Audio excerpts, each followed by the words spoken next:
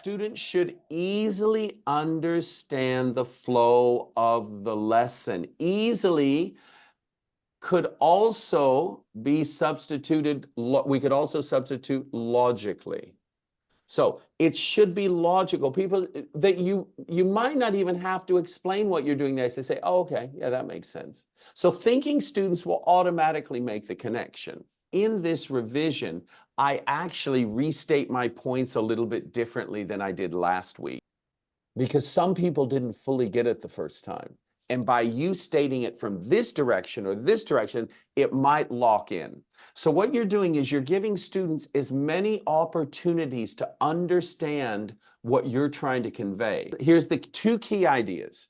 The time students spend wondering in their mind about the relevance of an activity or why they are doing this exercise is time lost learning. Now, I want you to think back to when you were a student. Can any of you remember a time when you're thinking, what's going on? Why are we doing this? Do you ever remember as a student? I think all of us have. When students ask these questions in their mind, then a lot of bad things are happening. But the worst thing is they're not learning. Learning is a balance between old and new. This is what we talked about last week. And therefore, there is a premium. Premium is a nice word you might want to incorporate. There's a premium on transitions. When I say there's a premium on something, it means it's added or extra value. It's more valuable than other things. There's a premium on transitions. In other words, it's really critical that you show the student the relationship from last week's lessons and this week's lessons. Here's one transition. Actually, one student wrote this this week in the homework. So here's what they mentioned, and these are young learners, obviously. Topics the students already know: acquaintance, greetings, colors, numbers. Obviously, this is a beginner course. Now, these things also apply to beginners, and in fact, maybe even more so. Now, the practice listening topics, now they're going to do listening skills on my body. Now, that's clear. Now, I want you now, this is a question for any of you. What would be an interesting transition for the students to talk about my body and listening skills? Maybe it's a kind of pre-task for the listener to use numbers to count some parts of your body, how many fingers you have, for example. Okay, yeah, that's interesting. So you could do numbers and you could transition from numbers to fingers. And from there, you then transition to the body. I think that's very nice. So we're going to say, all right. And then we're going to introduce the body by transitioning with counting or using numbers. How many fingers do we have, or thumbs, or whatever. And now we start. You can use not only your fingers, but let's take two students and count the number of fingers they both have. Absolutely. Then multiply and that stuff. What about greetings? How could greetings be what sort of transition could we make from greetings to my body? Gestures. To show, that's right. Yeah, Handshakes. A handshake is a greeting. And that is a natural bridge, actually a physical bridge as well, between two people, between the greetings that we learned last week or last lesson, and the body. Because we greet, what do we greet with? We greet with our hands, with our arms, So that is an interesting sort of transition. Now, obviously, these are very basic, but what you want to do is show continuity. It shows logicality, unity in your course, that you're not just sort of randomly throwing stuff out. People, oh, wow, that's very clever. The clearer they are on where this is going, the better the learning experience is. We don't need to make mistakes in the structure, the flow of the lesson. So we want them to be very clear, very clear. No, we don't need mystery in our lessons. Now, we can have mystery like what I asked you now. I asked you a question that I didn't ask last week. It's a more analytical question. Now I'm asking you to create the transition. because I want you to be thinking about the transition. You should be actively thinking, how does last week relate to this week? How does this activity relate to this activity? Guess what? If it's not clear in your mind, it will definitely not be clear in their mind. Here's the title. The title is Passive Voice. That's a weak title. We can improve that. Language focus, listening, writing, reading, speaking of passive voice. Learning objectives, to recognize active and passive voice, to use them in sentences, develop reading, speaking, and listening skills. This is just way too ambitious. Number 3, of course, can't possibly be incorporated into the lesson and do it justice. There's just too many things going on for 45 minutes. 1 and 2, lines 1 and 2 are clear.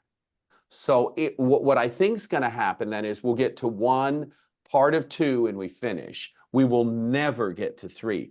But 3 is problematic for me as a trainer, that you would write that even thinking that you could accomplish that in 1 lesson.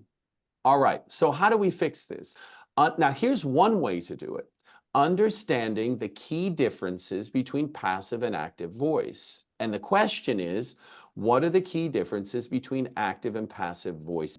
A great question, a focused question, is a lifesaver for preparation. You can prepare in half the time or in a third of the time because you're leaving out all the extraneous. Extraneous is a very fancy word for extra material that's not relevant. Here you can see it. What are the key differences between passive and active? 1, structure. 2, focus. 3, agent. 4, usage. 5, verb form. Now, crystal clear. Now we can apply a methodology to all of this. Now we can apply interesting activities to this because now it's clear, it's streamlined and focused. And they have a clear structure that they can remember. That's the reason I love having a question. It keeps me focused and it keeps you focused. Now, here's the reality, and this is going to hurt. But I'm telling everyone and no one, so no one has to feel offended. I know from experience, if a teacher can't do that or isn't doing that, this lesson will be less effective in 97% of the cases.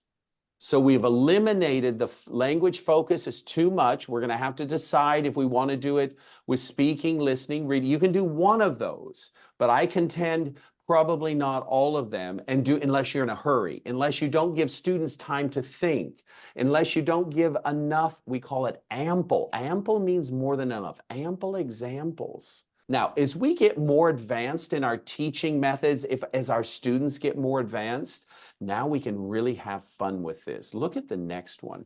I added 1 word. Understanding the syntactical differences, the word order. Understanding the different word orders. This is a different lesson than this. This is more general. This is more specific, focusing on the word order. Ultimately, we are creating lessons. We are in control of what they learn. We're creating. This is artistic in some senses. And you know where this is really important? This is really important for teachers who've been teaching a very long time and are bored with the same subject. You know how to get unbored? Tweak it. Tweak is T-W-E-A-K. Tweak something is to change it slightly. Add a word. Now it's different. Now here's a learning opportunity for you, the experienced teacher. I'm now going to focus on syntax. We do sentence. So if you remember, okay, let's just look first. Sentence structure, focus and emphasis, subject-object roles, and verb placement and form, and inclusion of the agent. Now, if you go back to the general that we had, it's slightly different. It's more general topics: structure, focus, agent. Now, there's a bit of overlap, obviously, because it's usage and verb form. So there's some overlap, but it's interesting. You can create different lessons by tweaking 1 word. What's a good way to test this? So a review at the end. We haven't talked about a review at the end, but very often in my classes, I'll say, okay, what did you learn in this class? If it's something focused on, usage or any sort of advanced thing, you can focus the question and say, all right, what differences do you now know about passive and active that you didn't know 45 minutes ago. And this is a nice little review. It also, they leave with a sense of accomplishment that they actually did something. And I think this is quite important.